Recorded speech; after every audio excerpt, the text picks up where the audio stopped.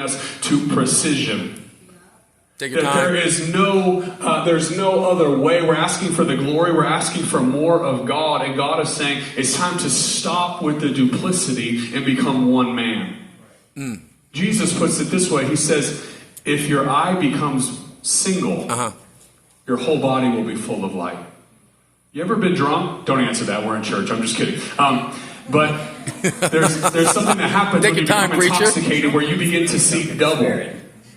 And I think God in this season is calling Christians from this double life back into focus, into precision, and saying, I've called you to walk a certain way and to be one. Not one person in church and another person in your workplace. Wow. Not one person in church and another person in your school Monday through Friday. Come on. Not one person in church and another person with your spouse and your kids at home. Lord. God is saying, I'm calling you into oneness. And I think we're going to have to figure out how to do this, because I think you're probably thinking to yourself, it sounds easier. It sounds easy when you say it like that, Pastor Brent, but it's not so easy to call the natural things into being one with the spiritual. But I think that God desires for our body and our spirit both to come under the authority of the Holy Spirit. Wow. Because Paul writes it like this. He says, in your old life, you were led about by your selfish fleshly desires. Come on. But those that are led by the Spirit of God are the sons of God.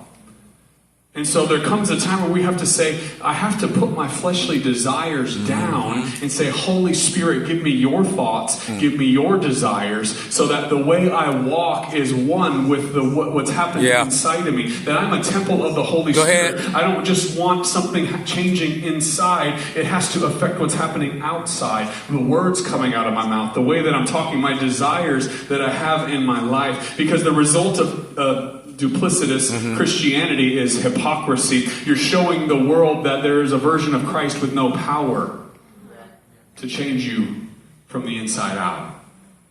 Paul told this to his son in the faith, Timothy. He said, in the last days, there'll arise a generation who even though they have a form of godliness, they lack the power thereof.